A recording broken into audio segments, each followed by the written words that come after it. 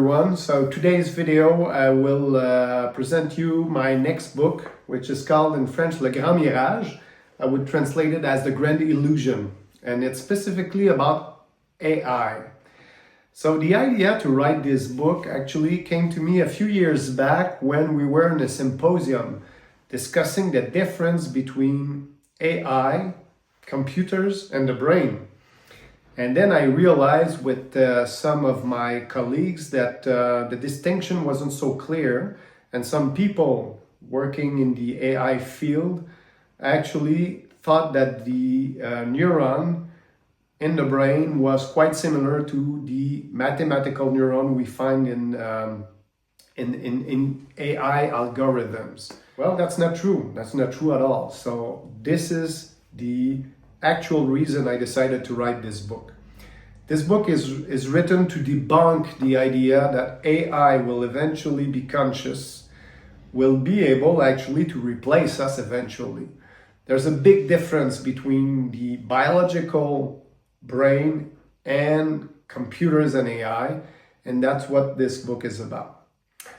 I decided to center the dominant question about consciousness. So, will the AI eventually ever be conscious? And my answer to that is no. We have to acknowledge the fact that it is more a metaphysical or philosophical question than a scientific question, for the simple reason that we don't even know what is consciousness. We don't even know for sure that consciousness is produced by the brain. So I think that it is really not actually reasonable to say that eventually the machine will become conscious. I would say at the base of this debate is the actual definition of consciousness. And to help us with that, I would like to cite a philosopher called Ned Block, who deconstructed consciousness in two main fields or domain. The first domain is the access consciousness, which basically refer to your cognitive functioning. And that's what AI tries to emulate. The second domain is phenomenal consciousness, which refer to what you feel, what is not material. It's something that is entirely subjective. In philosophical word, we call this the Kalia, so something that is purely in my mind. And whenever I try to communicate a feeling, I need to use words to describe these feelings to you. Otherwise, there is strictly no possibility for you to understand what I mean. So this is the aspect of consciousness that I feel will never be accurately translated in the machine, in the AI. If we wish to do so, we need to acknowledge the fact that AI language is mathematical, right? So to translate consciousness, phenomenal consciousness, in terms of mathematics would be to formalize consciousness. Now, can we formalize consciousness? And we have to say that up to this day, it is not something possible. And I would even argue that it will remain impossible for the simple basic fact that feeling, emotions, it is not something we can accurately translate in mathematical terms. If we wish to do that, we need to do models of the mind. Well, whenever you do models, whenever you try to build a model of something, you first need to simplify it. You simplify it to have better common terms. And when you do that, well, you lose in complexity, you lose in subtlety. Hence, what would be the goal of having a consciousness that has been entirely deconstructed, simplified, and from which we would evacuate all the subtlety? I don't understand the meaning of that. I don't understand the interest in that. And that's why I feel mathematical language will never be able to explain feeling, emotions, and so on. And obviously, a lot of people feel the same way. Take Roger Penrose. So Roger Penrose is a physician. He was actually he's a Nobel Prize in physics for his work in black holes. He spent the last decades of his life. He's 89 or something. He spent the last decades of his life working on consciousness. He wrote a fascinating work a few decades back, called The Emperor's New Mind. What he did actually in that book is he used mathematics to prove that the idea of translating everything that is thinking process, consciousness, and so on, so the functioning of the brain with mathematical language was not possible. In his view, the brain is it's impossible to formalize the brain function, the thought process, and consciousness. In his view, a new kind of physics will be required to actually do that, to understand what is consciousness, what is the thinking process, how does the brain works. And we have to be honest, even though we have made a lot of progress in the last decades in neurosciences, we still have no clue about whether the consciousness is even produced by the brain, and if so, how it is produced, what is consciousness. And even if we take a few steps back and we look at the cognition, the cognitive functioning, we have different models, but these are models. So as we said, oversimplified explanation of the possible functioning of the brain. And as we gain knowledge on the brain, we realize that it is much more complex than we thought initially. So we are still far away from explaining the thinking process. So the access consciousness, according to Ned Block, hence the phenomenal consciousness is way, way out of reach. That is why, in my view, AI will never be conscious, and we will never be able to replicate the exact cognitive functioning of the human. And actually, just look at the difference in terms of energy consumption.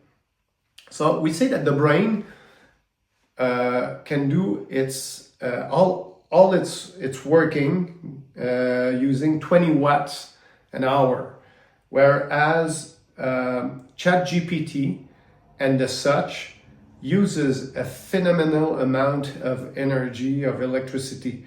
ChatGPT 4 was actually powered by 30,000 graphic processor. So just think about that, 30,000 graphic processor. It is estimated that for a single day of use of ChatGPT, in terms of energy requirement, it costs about $1 million a day, $1 million a day, just to answer on a daily basis all the queries that are directed toward ChatGPT.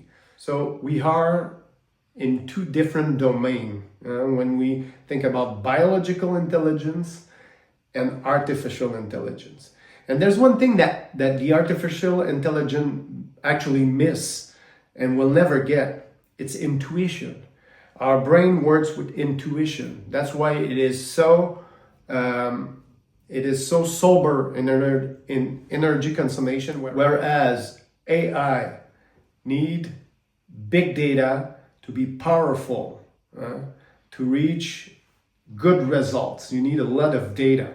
It is estimated that ChatGPT 4 was trained on tens of thousands, or I should say tens of millions of texts and tens of billions of words.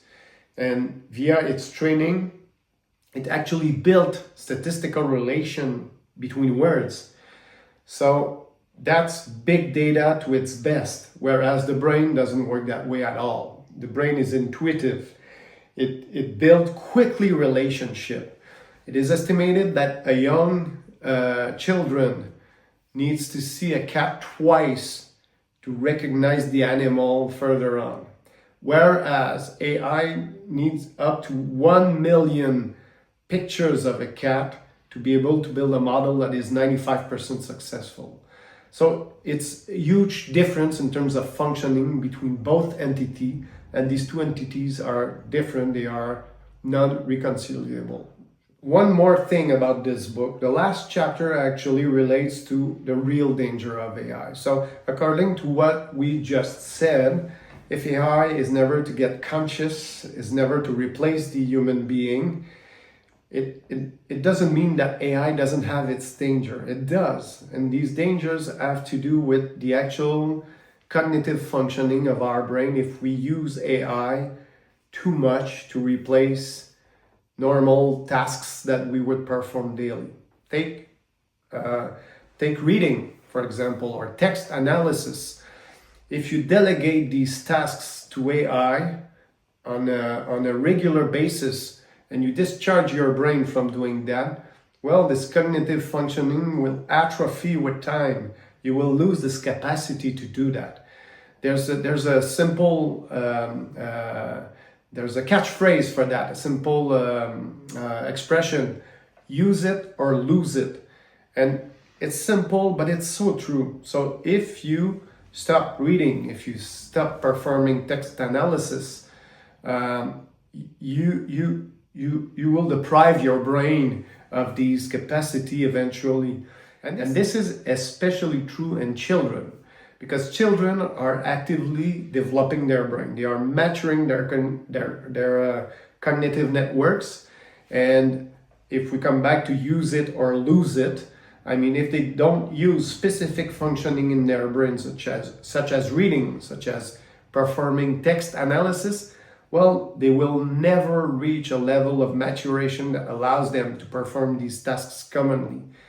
So this will have major repercussions for their entire life.